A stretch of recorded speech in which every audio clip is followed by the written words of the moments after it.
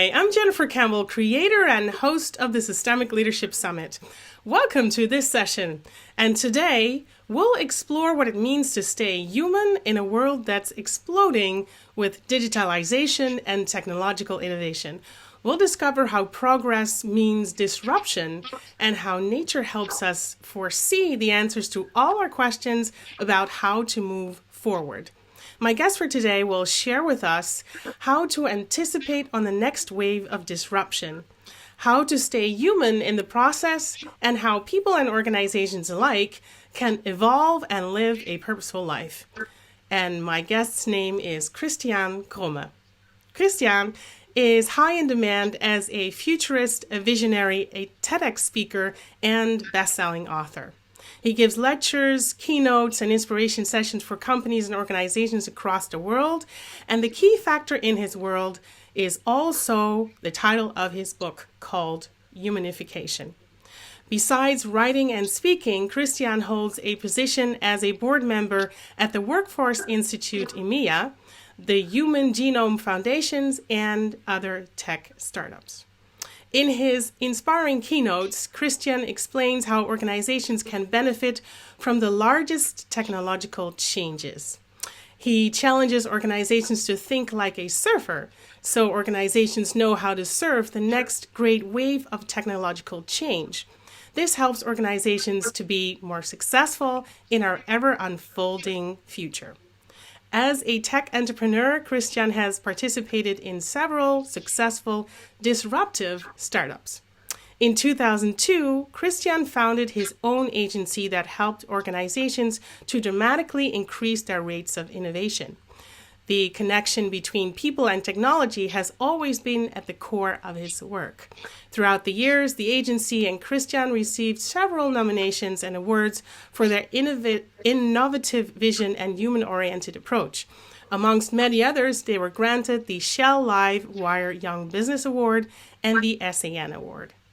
In 2014, Christian sold his agency to a multinational organization and started to focus on his passion, giving inspirational keynotes on disruptive technologies and the impact on human beings and organizations. Christian speaks about the influence of robotics, autonomous cars, artificial intelligence, and waves of innovation. He shares about his own journey in the search for a way to cure his terminally ill daughter, and he invites everyone he meets to embrace the digital while staying human. And I'm very happy he's here. So I'd like to extend a very warm welcome to you, Christian. Thank you so much for being here in the summit with us. Hi, Jennifer. Thanks for having me. And so humanification, I think that for many people who have not read your book yet, it's a new word. What is it? Yeah, it's a new word. It's about the process of becoming more human. It's for you personally to become more human, but also for products to become more human, organizations to become more human, and services to become more human. So it's the process of becoming more human in the widest sense of the word. So it's a new word, and I think it was a perfect match with the subjects of my book. So that's why I called it Humanification. Go digital, stay human. Okay.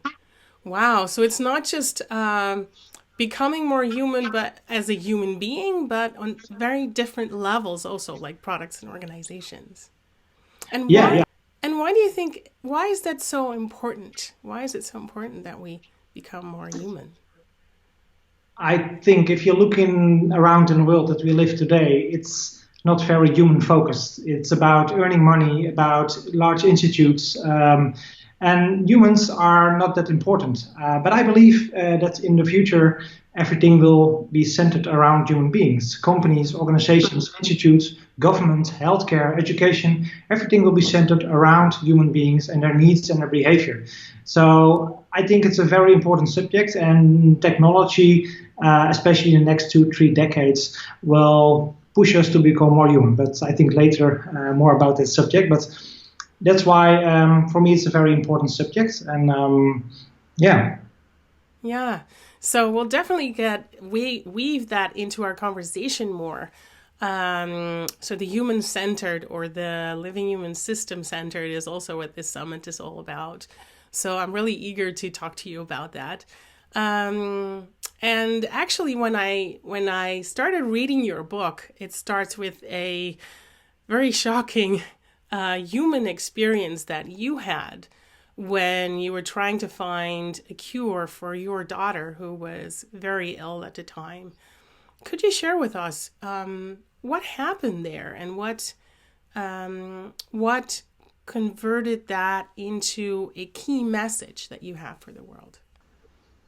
Yeah, basically, in 2011, my daughter Lieke was born, and after 3 months, we discovered that she had some serious health problems. Yeah. So we went to hospital, and in the hospital, they told us that she needs surgery right away to save her life. Yeah. So that was already a big shock for us. But okay, we thought it's needed, so let's do it. But during the surgery, everything that could go wrong went wrong because her body was not responding to medication and to the standard procedures. Mm-hmm. So after a couple of times, they were managed to get her heart out of the heart lung machine, and they brought her to the intensive care department.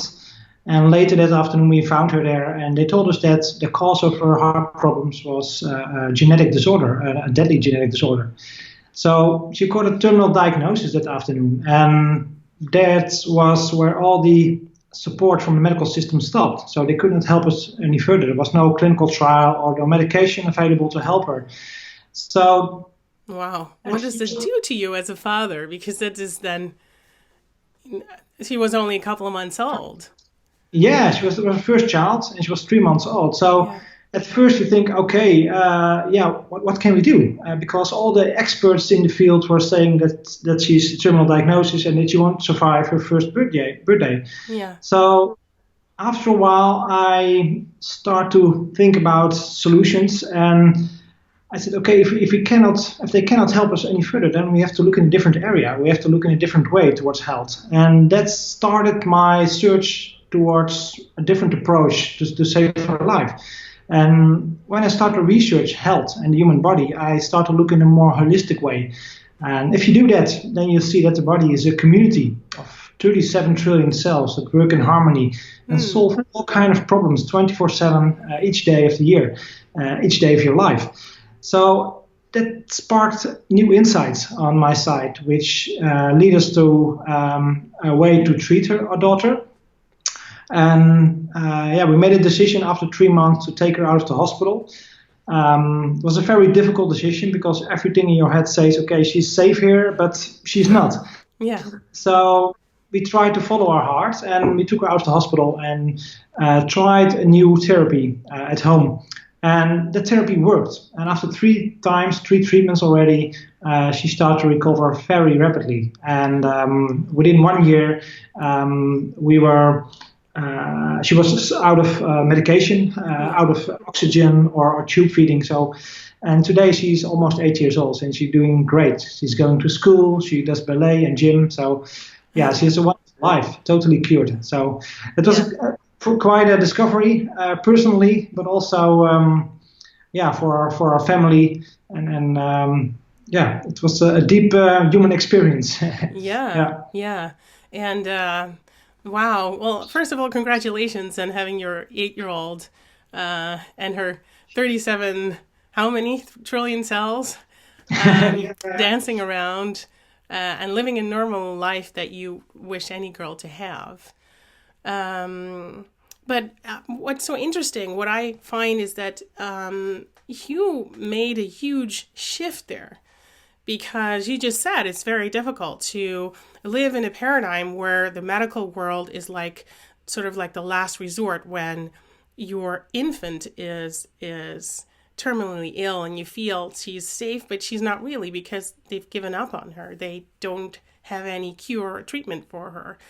So what did you do? What is it that you did to switch that around? What in you did you tap to go and study how these cells work? Well, I think it was the mindset that made the difference. I've been a disruptive entrepreneur for almost 15 years before my daughter was born. Yeah. And what we did is we helped large organizations to disrupt themselves, to come up with new products and solutions which are more human-centric. Yeah. And most of the projects were quite successful, but some projects failed. And afterwards, I tried to imagine why these projects didn't work out as they expected. And it was because these companies became scared. Because if you disrupt your current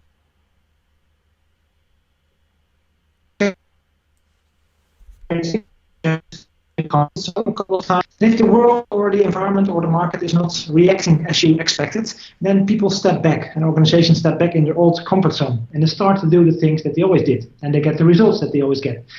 And during the period in the hospital, I thought about that process. I thought we are doing exactly the same. We are trusting on the medical system, but the medical system is not helping us any further. So we have to disrupt our current situation. Otherwise, she will die. So it was purely the mindset and following our intuition to take her out of the current situation and try to create a new environment where her chances were much bigger than in the medical environment. And I think that decision, which was a very hard one to make, finally saved her life. Yeah. Wow. So it has a lot to do with mindset, but also to do with apparently your experience with the disruptive, so to speak.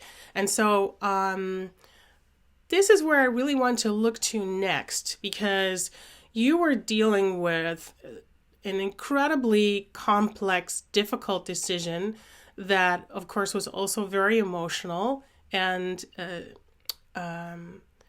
this is something that that's a place where many leaders find themselves when dealing with all these different changes in the fast-paced workplace that we live in today, and all these strategic decisions that they need to make. And many don't really see them coming, or they have a lot of uncertainty. And so what can they do to change their mindset or do something with their mindset so that they can embrace the disruptive like you did? Yeah, that's a difficult one. I think if I look to myself, you have to become very comfortable with being uncomfortable. Yeah. Because change is very uncomfortable and you have to get used to that. It should be your new normal, because I think so many things are changing, but one thing is constant, and that's the exponential change we're in today. Yeah. So you have to be familiar with that change and embrace it and see it as an opportunity, not as a threat. And I think that's the biggest problem, because a lot of people hold on to the old, to the trusted, the system, the processes, the products. But I think disruption is creating new opportunities. So if you are too tied to the old system, then you don't see the opportunities that appear in the new system. And so it's all about mindset. What's your perspective on the world? How do you look at technology? How do you look at organizations? And if you look to it from things that's constantly changing, constantly evolving, then you have a different perspective and you see different opportunities than people who look at the solid old system and want to keep it that way. So it's about mindset. It's about looking different to things that are happening every day. And if you look in that way, then you see also different opportunities appear. Right. So it's to me, it sounds a bit like a catch-22, because we are talking about humanification and disruption and being more human-oriented. But a very human tendency in times of complexity and uncertainty is to cling to what we know and not move and not change. So that's actually very human. And changing your mindset to be more disruptive sounds almost like you need to step out of the usual way that humans respond to all this chaos. Yeah, but if you look at human development, personal development, I think one of the big goals is to get in flow. And if you hold too tight to a specific future or the past, then you're very static. You cannot move with the waves. And I think the big challenge as a human being to become more human is to get in flow, to do what you really like. And if you're in flow, you adapt much faster to the environment than you're in a static position, in a stressed position. So I think that being in flow is a very human thing. And finding your purpose, your sense of direction, and getting in that direction, getting in that flow is very important. If you're in flow, just like in a river, then things go automatically. You don't have to force things. It's flowing. Yeah. So I think in that sense, it's a human thing, but we are still uncomfortable with it. So we have to become more human, more in flow, to get familiar with it, and then it's our new normal. Yeah, yeah. And what you just said also, in by becoming in flow, it's about catching the waves. You just said. I heard you just say, "Oh, if you want to catch the next wave." And I'd really like to expand our conversation into these waves, because there's a very profound analogy that you created or discovered between how humans evolved and developed, and how technology evolves and develops, and how they do this in waves. And so I'd really like to hear from you more about how you found that analogy and what it looks like. And you did bring some slides to support your explanation of these waves. Would you like me to go to those now, or? Yeah, sure. Yeah, would that be helpful? Okay, let's do that. Yeah, the analogy with the wave is a very interesting one, because the next decade or so, we will see a big tidal wave or a big tsunami of change coming at us. Yeah. And if you're a big oil tanker or a big ship and you're very static, then that wave is a big threat to you, because it can make you sink. Yeah. But if you are a small and agile surfer, then you can use that wave to leverage the power of that wave to make exponential speed. Mm-hmm. And because that surfer is in flow, it's able to use the power of that wave, the technological advancement. But if you're static and you're an oil tanker, then then it's you against the wave, and the wave will win. So being in flow is, in many perspectives, is very important. During my research to find a cure to save our daughter's life, I start to focus on the human body. And our body is a community of 37 trillion cells that work together in harmony. Yeah. They're in flow with each other. And what I found out is that these cells are communicating with each other. So they are using small bioelectrical signals to communicate with each other. And if you look deeper into the evolution of biological organisms, then you can distinguish 7 different waves. Waves where communities of cells become bigger and start to develop biological systems to become more adaptive and more increase their survival rate. Yeah. So each wave, which I find out, has a specific theme. Mm-hmm. And the first wave that I found out was about interaction. So cells start to communicate with each other, and they start to form larger structures, bone-like structures, so coral and these kind of organisms. And what I found out is that kept them safe, but they were also able to filter food from the environment. Mm-hmm. And that makes them grow even faster. And that brought them to the second wave. And the second wave was all about vascular systems. Organisms became so big that they needed some kind of infrastructure to deliver nutrition and building blocks throughout the entire cell community. So they start to develop a vascular system, but also a digestive system to convert the raw materials from the outside world into building blocks and nutrition and energy for the inside world. And this vascular system and digestive system resulted in plant-like organisms that we've seen in the seas, the first types of life. Yeah. After a while, these organisms became even bigger. And they started to develop a nervous system. So they have a more effective information infrastructure, but also senses to become more aware of their environment. And all these biological disruptions help them to become more adaptive, help them to survive better in their environment. After a while, these organisms became even bigger, and there was so much information flowing over these nerve systems that they needed some kind of automation. Yeah. So they start to develop the reptile brain. And the reptile brain is basically on the bottom side of our brain. We still have it. Mm-hmm. And it's automating all the internal biological processes. So your temperature, your blood pressure, your heartbeat, everything is fully automated. So we can focus on the outside world. And after a while, they start to develop a new kind of technology, the limbic brain. And it's also called the mammal brain, or the social brain. And this helped them to recognize or remember or memorize situations, environments, of locations of food, for example, but also other animals. So they become more social beings, and they start to live in herds or flocks. And the 6th biological upgrade was about the neocortex brain. organisms or cell communities start to develop the neocortex brain, which helped them to learn and adapt in real time. So they could stand straight up and keep their balance, but also start to develop tools to hunt more efficiently. And finally, the last biological upgrade was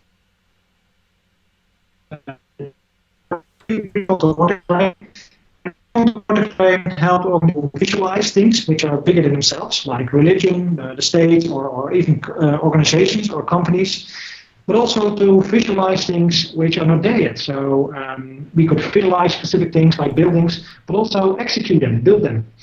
And these 7 waves are getting shorter, but the impact of each biological upgrade is getting higher. Yeah. At the end, we went from cells to sapiens and Homo sapiens. This was a new building block. And after this building block was fully finished and self-sufficient, then the next 7 waves started. And what I discovered is that today we are going through these same 7 waves, but now it's not about cells using biological systems to create organisms, but it's about sapiens using technological systems to build organizations. Okay. And on the next slide, I can show you exactly the same waves. And what you can see is that the themes of each wave are exactly the same as the themes of biological development. And only the time span is exponentially shorter. So it's not about hundreds of millions of years. It's about only 12 or 14,000 years. Yeah. In the first technological wave, human beings start to develop language and start to share ideas and concepts. And what we did is we start to build villages, stone-like structures that keep us safe from the environment, but also agriculture. So this helped us to share or filter fruit from our environment much more efficiently. So our communities can grow faster. The second big technological wave was about the Industrial Revolution. So we start to build the vascular system and the digestive system of our society. The large industries were able to convert raw materials into iron for railroads, oil pipelines, and the energy grid. But also we built the infrastructure to deliver building blocks and nutrition and energy throughout the entire community. After a while, we developed electricity, and this helped us to also send information over electricity lines. So this sparked the third big technological revolution, which is the telecom revolution. And this revolution helped us to send information over longer distances. First the telegraph, but later the radio, television. And we also start to develop sensors like the microphone or the camera that make us more aware of the environment. And this resulted in a next big wave, which was about automation. Because in the 50s, 40s, last century, there was so much information flowing over all these information networks that we needed some kind of automation. So the big automation firms like IBM, for example, Microsoft, start to develop microprocessors to automate all the internal processes of organizations, but also software, operating systems, and software to do routine-like tasks. And the last 20 years, we have seen the fifth big wave, which was all about the social media revolution. In 1998, we saw that the internet became a commodity and available for everyone. And first, we started to upload all kinds of information, websites, YouTube videos, Facebook posts, Flickrs, photos, etc., etc. So in that way, we were building a collective memory, so which we can learn from. And today, with big data and analytics tools, we can analyze previous behavior and we can learn from that. And also, we are able to work together much more efficiently than before. So what we basically see is that the pattern is repeating with the same themes. And today we are entering the sixth wave. And the sixth wave is all about intelligence. It's about artificial intelligence, machine learning, deep learning in the cloud, which will help us to learn and adapt in real time. And also to solve problems which are bigger than we can ever solve before. And finally, we will go into the seventh wave, which will be about visualization or imagination. And augmented reality, virtual reality will help us to visualize things which are not there yet. So it's like the equivalent of the prefrontal cortex. So in that way, you can see that these waves are copying the biological waves. So, but only in a much higher pace. Yeah. And what you can distinguish from that pattern is that the sixth wave, which we have entered, I think, a year ago, is only 10 years, the duration of that wave, but the impact is twice as big as the wave before. So Right. imagine the time before the internet, before smartphones, before Facebook. Yeah. It's not too long ago.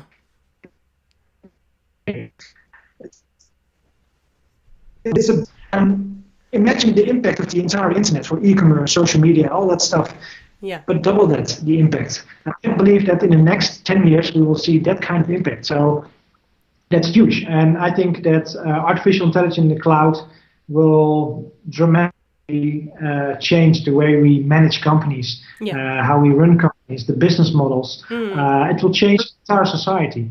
So this wave will give us some. It's about a blueprint of where we are going on a technology level, but also on humanity level. And I think it helps us to predict the next 20, 30 years from now.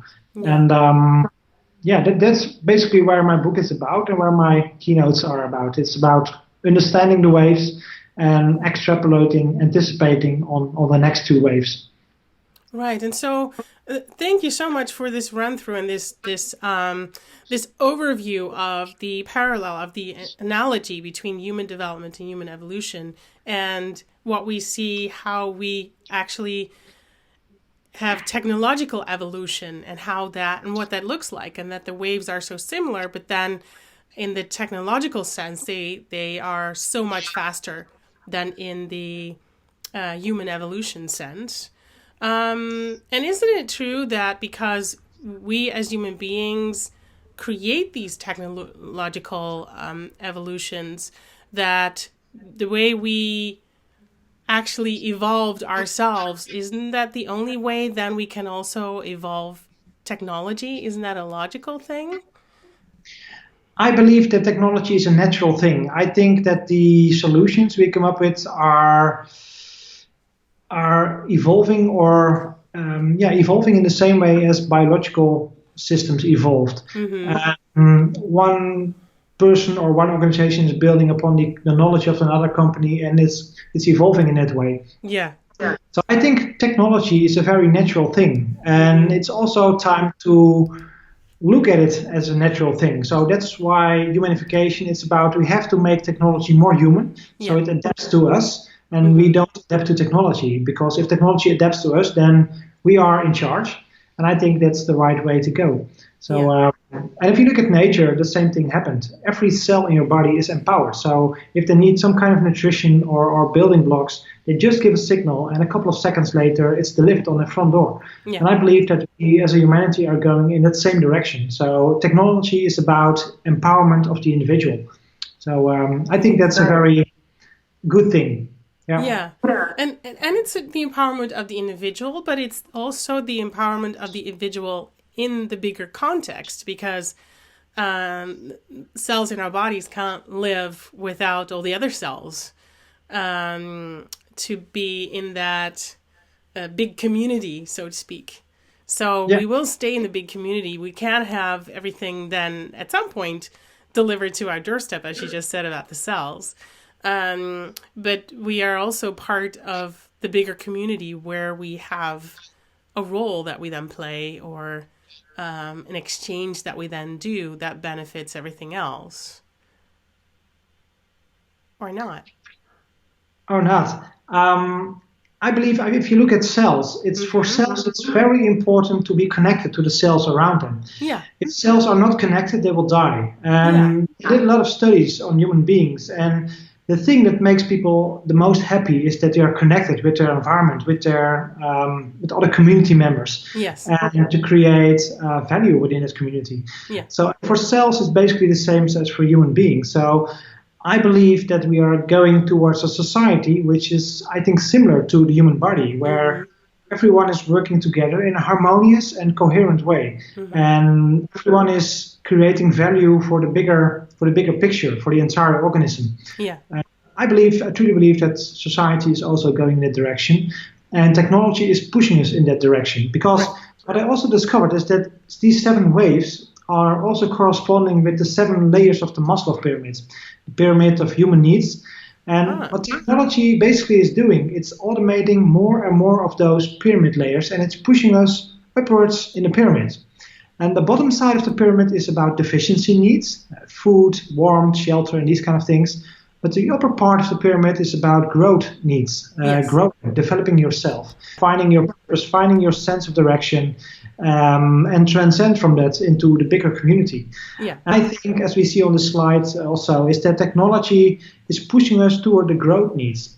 And what also is happening is that the bottom layer is about hard skills. So we have to develop hard skills to create a safe environment, building infrastructure, building all these things.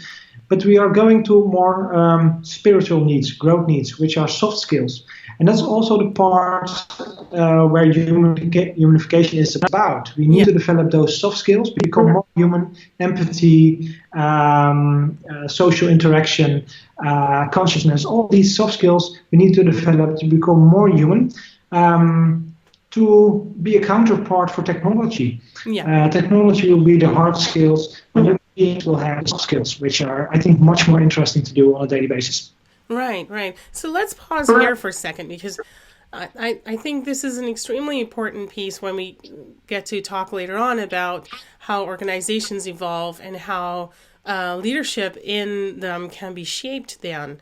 Because what you're actually saying when we look at this slide is that technology is pushing us up, and that in the lower part, you call them deficiency needs, as I see them here.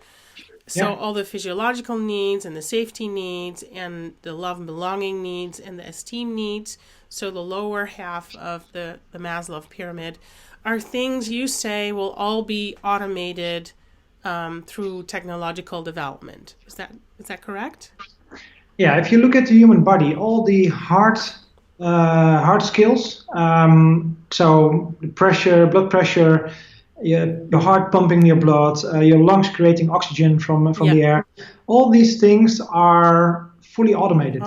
So if you wake up in the morning, everything is working properly. You don't have to boot a system or so. It's working. It's just working. Yeah. So I believe that we are going to a society which has a lot of similarities with a big organism, so that all the deficiency needs are met by smart technology. So we will have robots which are able to grow our vegetables and fruits. We will have drones and stuff which will guarantee our safety needs. We will have smart ICT technology so that our love and belonging needs are met, so we can meet people on the other side of the world and it feels if they're in the same room. We can automate a lot of things in our environment, so our esteem needs to be self-sufficient will also be met. So that brings us over the centerfold of the pyramid and pushes upwards towards cognitive needs, aesthetic needs, and self-actualization. And these top-level needs are, I think, they're very hard to automate and to digitize. So that's, I think, where humanity will be in the next decades from now. So that's the area where technology won't be able to automate things. And I believe in the future, if things are not cannot be digitized or automated, then they will increase in value dramatically. So I think for people, especially within organizations, for leaders within organizations, it's very important to focus on these soft skills, because this is the gold of the future. This is the human capital. It's about these kind of skills. And I truly believe that in the next decade already, we will see a new level of organizations, super disruptors, which will be, I think, 10 or 100 times more disruptive than the Ubers and the Airbnbs that we see today. And for these kind of organizations, we need a different kind of people to work in it. More self-sufficient, more autonomous, but also people which are very good in communicating with each other and solving problems, have empathy and all these very basic human skills. So I believe that if organizations want to focus on innovation, they should focus on the human beings within the organization and develop their human side of them. And all the other parts can be automated in the future, but the human parts will be the thing which will be, I think, dedicated to human beings. So and how do you estimate the chances for this actually happening? Because there's so many organizations. Let me just quickly switch back here. Is that so many organizations were built on the hard skills, as you put them in the Maslow pyramid in the lower half, when it comes to management, leadership, strategic choices, and all these different things. And so what we've created, we've created human systems, but we've created them in such a way that they're almost mostly focused on the hard side, on the hard skills. And so what do you see are our chances to actually switch that around? Because, as you said, the technological developments are going so fast. So what does this mean for leaders? What does this mean for organizations and their chances to survive with their organization? Well, I think that depends on the skill of the organization. In the past, if you look at the biological evolution, we had dinosaurs, very big creatures. Yes. And what they did the entire day was eating. Mm-hmm. So they were not taking any notice of the meteor coming down out of space that changed their world exponentially fast. Mm-hmm. And these organizations that were formed, I think, before 20 years ago, also have these dinosaur characteristics. So they are eating, they create a shareholder value, and they haven't noticed the thing came out of cyberspace called the internet that is changing our world exponentially fast. So I think we will see an extinction event like with the dinosaurs also for the large, big institutes that we have today. Mm-hmm. Governments, healthcare system, education systems, large energy corporations. These are so big that I think it's very hard to change the culture, to change the mindset of all the people within these organizations. It's almost, it's an utopia. It can be done, I think. So what can be done is that these dinosaurs create offspring. And these offspring will be much more adaptable to the environment than the dinosaur itself. Mm. It will be much more mammal. And I think if organizations will survive, they need to create offspring, small startups, which are more agile, more adaptive to the environment. And I think that's the only way for big organizations to survive, if you look at nature. Right, right. So hang on, because I'm just, how do you sell this? Because I've been looking at your YouTube channel and your website, and you have TED Talks all over the world. Obviously, there should be, or there must be, leaders from big multinational organizations sitting in the room listening to you. So how do you sell this? Because what you're basically saying is you are a dinosaur, and the only way for you to survive is to have offspring. But the message is that they're going to die, that they'll be extinct. So how do you sell that? What's the response? Does it sink in, or because and this is where I find some similarities in terms of what your message in the world is and what we're trying to do with the Systemic Leadership Summit. And that has to do with a different approach in terms of how we build our organizations, how we shape our teams, how we create our societies, what we do. And certain things are no longer working, and you see it and I see it, but how do you sell it? The reason that change is happening in waves is because people are lazy. So we start to work on our health if we become sick or ill. Yeah. We start to work on our weight if we are overweighted. So we have to experience some amount of pain before we have to change. Mm-hmm. And the problem with big organizations, I have stood before biggest energy corporations, banks in the world, and they don't experience pain yet. They have good numbers, they have a good profit. So the people in it they don't feel the stress enough. Right. And that's the same with the dinosaurs. They will be too late. And the way I sell this is by being very honest, just tell him the comparison with nature. Yeah. And then suddenly they get it. And most of the organizations, they know it, but they don't know how to change. They know that they're, I think 5 years or 10 years from now, they won't exist anymore, but they don't know how to change that amount of people and change the culture, change the mindset.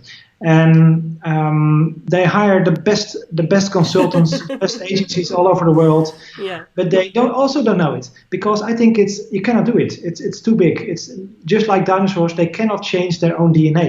Yeah. They only can create offspring. So by being honest to these people, some people told me that they haven't slept for 2 or 3 days after my keynote, because Okay. the message really landed Yeah, within so them. something sunk in. Okay. Yeah, so I think people see it, but taking action is another thing, and it's very hard to convince the board of directors, to convince the executive team to change things. But basically, it's very easy to do and fun to do. Just like creating offspring, it's a very fun thing to do, and organizations should see it that way. So by creating small startups and challenge these startups to become with moonshot thinking. So challenge them and try to make the mothership obsolete. And a lot of organizations in the newer generations, like the Facebooks, the YouTubes, the Googles, which are more mammal-like, they create more offspring, they raise their offspring in a better way, so they're able to manage these startups in a much better way than dinosaurs can manage their children, because they're in an egg. And so you see a lot of similarities. And so that's why I believe that the dinosaurs, I think, basically will be distinct. I think some small species will survive in a different form, but not the big ones that we see today. Yeah.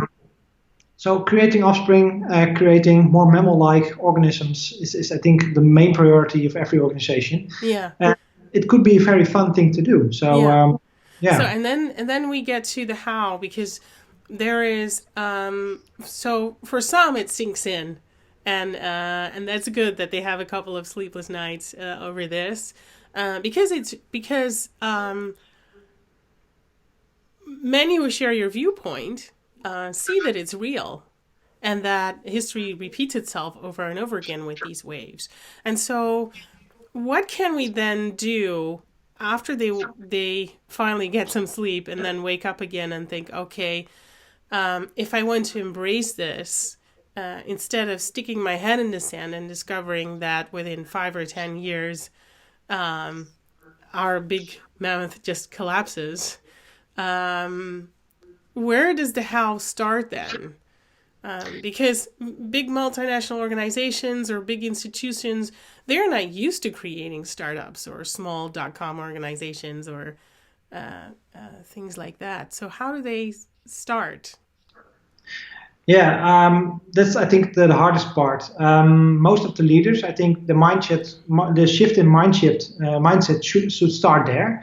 So they should start thinking in a different way, and they should enable, for example, partners or organizations to help them to create offspring, if that's for them hard to do. You have many consulting agencies that help these large organizations to create small startups, incubators, and help them to create a new culture.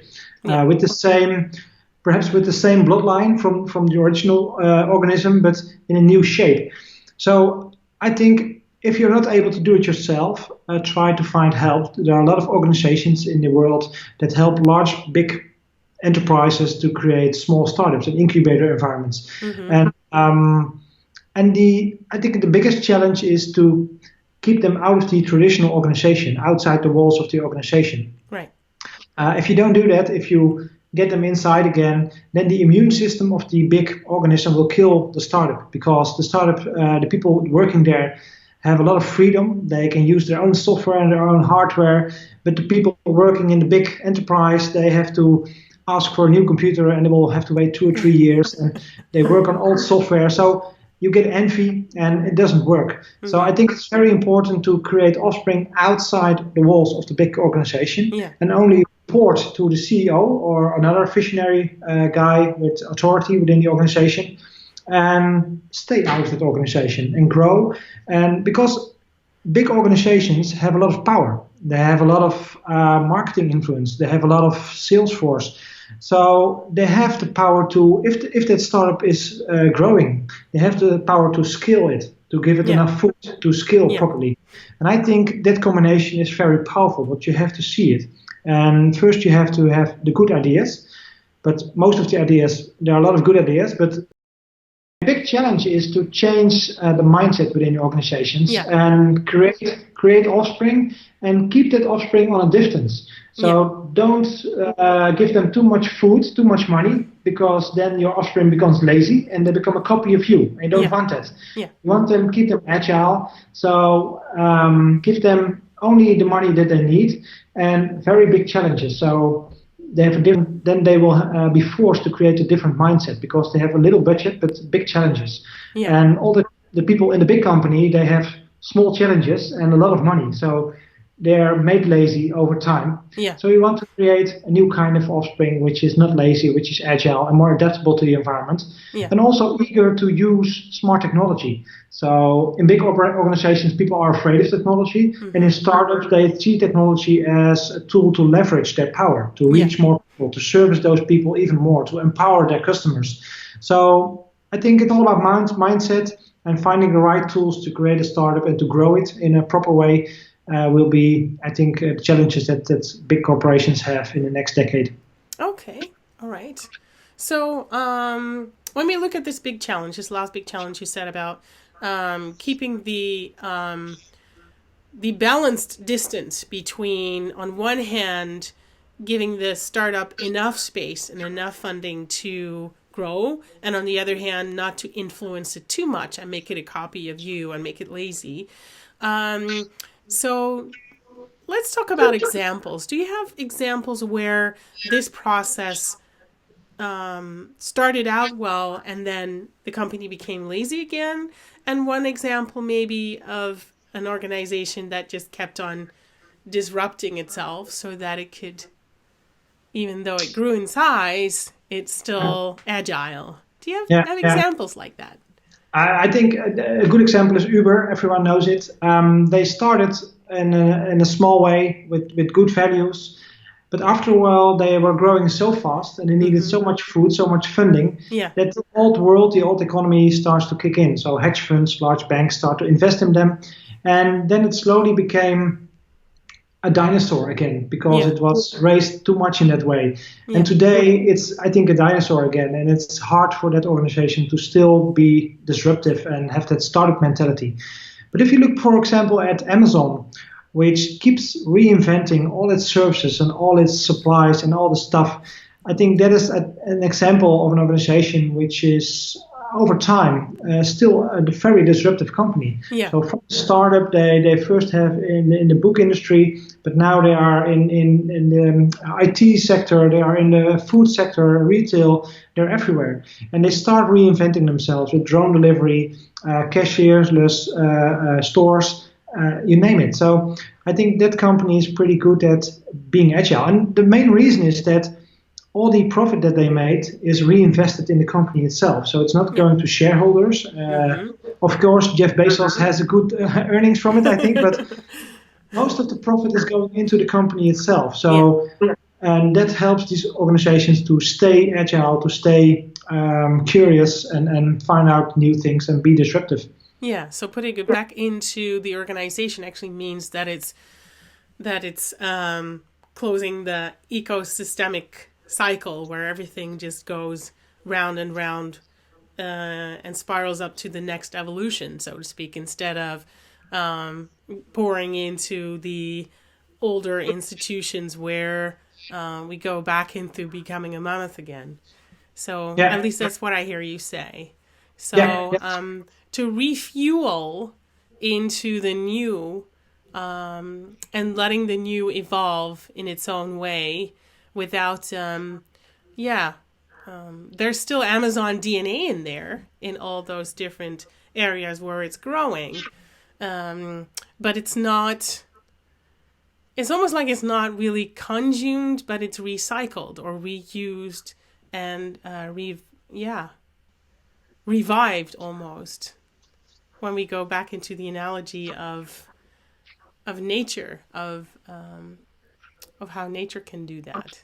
Yeah, it's a cycle. If you look in nature, everything is a cycle. And I think it's important if you look towards organizations that also things should be a cycle. So you don't get out of the profit towards shareholders or rich banks or rich persons. No, you reinvest it so you can become a continuous process on its way. And then in that way, you keep learning new things. You start become more agile, see new opportunities. I think that's the way to go, to be more circular. Yeah, yeah. And so when we look at this process, this is actually almost regardless of which wave we are in. At least that's what I hear you say. It's important to, because the technological changes are so fast, the fastest way to go to adapt as an organization is to create offspring that is able to deal with that wave then again. But when we zoom into the wave we are now, I believe what you called are the self-conscious organizations, where we are on the cusp of the artificial intelligence. And then there's another wave of the imagination that we are moving into next after that. And specifically for those waves, what do you think is most important to focus on as organizations and as leaders in organizations besides creating offspring? It's again human beings, invest in human beings. These organizations that we'll already see in the next decade are highly autonomous, so self-steering teams. People take a lot of responsibility for their own. It's more of a group of experts managed by smart algorithms. And for organizations to change in these kind of organizations, they first have to become liquid. Yeah. And that's a process that's already going on today. A lot of people become freelancer, start for their own, self-employed. Yeah. And so they separate from the large mothership and they can be hired for specific projects. Yes. And there are more and more tools and more platforms that enable these individuals to work together as a group. And 10 years ago, it wasn't possible to manage that. But now with AI and all these new blockchain technologies, we're able to manage large amount of people together in fluid, like flock of birds-like organizations. Yes. So the example that I give a lot of times is that if you look at traditional organizations, they look like a box full of frozen ice cubes. They're frozen together and you cannot move the ice cubes. And we call it culture. Yeah. It's very hard to change. And if you want to change it, you need a lot of force and it always breaks at a point you don't want to break it. But if there's no friction between the cubes, there's no creativity, no innovation. And I think that's the thing that we need today. So instead, we should melt the ice, become more human, more transparent. And if ice melts, it becomes water and more fluid, and more adaptable. Yeah. And water, without using any force, you can change it from shape. It doesn't cost you any energy. And I think that's the way to go. So organizations should dissolve or go into freelancers, and then create new tools or platforms that enables those freelancers to work in different forms, which are more adaptable. And these forms can also learn and adapt in real time. So if the market or the environment changes, these forms of these organizations change according to that. So I think that's it's a natural process, just like a caterpillar that becomes a flinder or a butterfly. It has to go through a process. It has to liquefy itself, and then it goes to the new form. And I think with organizations, the same is happening already, especially with the large organizations. Yeah. A lot of people that work there, professionals, step out of it, become a freelancer, and they can start to follow their purpose. So they start to work on times they like, on the projects they like, and a more well-balanced life-work balance, I think. So the shift is already going on. It's going faster and faster while these IT platforms become more mature. Yeah. Because people want security. And today it's an employer that gives that security, but in the future it will be the platform that supplies the same amount of security for people. So they're much more easy to switch for them. Yeah, yeah. So actually you're saying when we look at the upcoming two waves is that the process of self-organization and reorganization and moving into what's more suitable for these waves is actually just automatically happening. People are becoming more focused on what they really love doing and how they want to contribute to context that then form themselves as people find each other in more flow and more fluidity than what they found in the more traditionally hierarchical organizations, where there was an old sense of safety, and now they just co-create a new sense of safety and self-actualization when we look at the higher levels of the Maslow pyramid. And so before we move into the last part of our conversation, I have one more piece about this, and this is, so how do you then facilitate this as leadership in an organization? Because basically, I'm just still with those leaders who just realize, who really let this sink in and think, okay, so we have a big organization, we have many people on the payroll, and we know that we're not going to be fast enough for these waves. And so the only way is to create offspring, and we haven't really started doing that yet. Some people are leaving and starting their own businesses or becoming self-employed or freelancers. So how do you shape leadership then in a context like that? I think that leadership will change over time. Today, leadership is like in a military structure, so it's very hierarchical. And I believe that in the future, everyone will be his own leader in his own area, in his own area of expertise. Yeah. And technology will do the management between those expertises.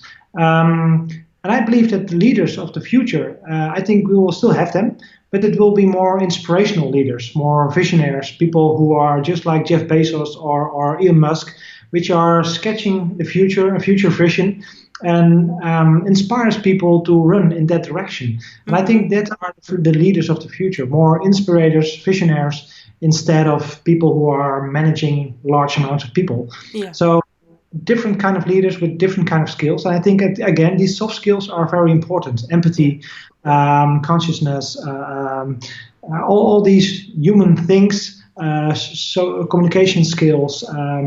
I think leaders of the future need those skills to become the new kind of leaders. And yeah, I think that's basically where it's going. So we will have leaders, but they're more inspirational people. So this is, of course, music to my ears when it comes to systemic leadership, because it's very much about that, about leadership, maybe not so tied to people who have that stamp or have that label on their foreheads that says leader on it, but it has more to do with that leadership shapes itself in the networks that we then create depending on what our common purpose is and what we want to accomplish. And I would like to switch to, because we covered a lot of ground in this session, and we started off with you in a situation where you brought in a lot of experience when it comes to the mindset of thinking in a disruptive way and dealing with a very personally very intense situation with your daughter, to discovering the waves and what this means for organizations, what this means for leadership, and what's coming up next. And I would like to close the arc and get back to you, because I really want to know, when you look back on writing your book and all your experiences that you've had so far and all the talks you've done, how did that shape your leadership in your life? That's a very good one. I should be able to walk the talk. So I started off as a speaker, as a futurist, talking about technology, the outside world. Yeah. But today my talks are shifting towards the inside world, towards more the human side, because I believe, as a technology enthusiast or expert, that the answer won't be found in the technology area. The answer will be found within ourselves. Uh-huh. So today I'm making the journey inwards to discover what's inside of me, to become more inspirational speaker by developing my soft skills even better. So for me, it's also a shift from technology towards more the human side. Mm-hmm. So yeah, I think the entire journey that I've made the last 3 years since the book was launched is going from outwards to inwards again, and I think I will stay there for a while because I'm not there yet. Ah, okay. Okay. Yeah, thank you for that. And I recall from our pre-call that we had before we actually started on this session is that you said the next wave, so to speak, for me will be about purpose. Yeah, Could you share absolutely. with us why that is? I believe that just like we have seen in the Maslow pyramids, that Mm-hmm. technology will be automating more and more hard skills. Yeah. And I'm afraid for the people who don't have a specific purpose, they don't have a sense of direction in their life, what they like, because they will be automated very soon, within 10 or 20 years from now. Yeah. So people who won't have a purpose will fall in a gap between two worlds. So I think it's very important for people to develop a sense of direction, to Yeah. get in that flow. And purpose is a bit of a difficult term because it's not an end direction, it's not a final destination. I No. think it's a sense, having a sense of direction. It's your compass in your life, Yeah. and I think it's very important for people to develop that sense of direction and to get in that flow. And if they don't, I think they will be automated very soon. So Yeah. yeah, I think there will be a very hard pressure for people to develop in that direction. Right. And purpose will help a lot of people to become more happy, to become more satisfied, and to have a more fulfilled life. So that's why purpose for me is very important. Right. Right. Wow. So that's interesting. So, um, and maybe that's just me, but I'm sure that many more people have that the connotation of purpose, it brings up more of a either philosophical or spiritual type of direction in terms of how do we give meaning to our lives and what makes sense when all the basic stuff is automated, when all technology takes care of that, then what is left? What makes life a flow experience or an experience worth having when all the other stuff is something that you no longer need to do?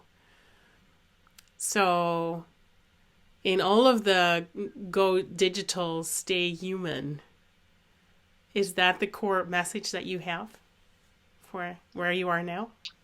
Yeah. I think so. It's if you're fully aligned with your inner self, with your purpose, I think then you deliver the biggest contribution to society, Yeah. and that's I think what it's all about. When you can contribute, people become happy. When you grow, you become happy. When you have good experiences with other people, you become happy. So I think that's the way to go for society, but also for individuals. So I think that's the core message of humanification. Yeah. So yes, use all those technologies, but stay human and even become more human.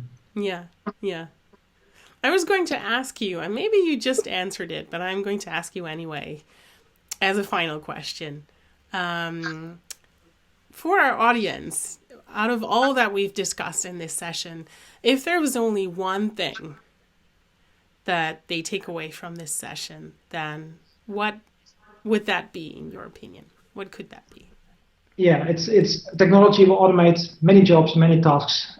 So the only thing that we can stay ahead of technology is develop a good sense of purpose and to get in flow and align with your real self. And I think that's the only way to stay ahead of technology. So the stay human part is, I think, the most important thing. Find your purpose and chase it with your life.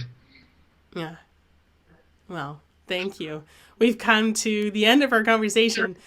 And we talked about humanification from a very personal experience to a very profound analogy between how we developed as human beings and how we shape technological innovation and how that goes in so many quick follow-up waves.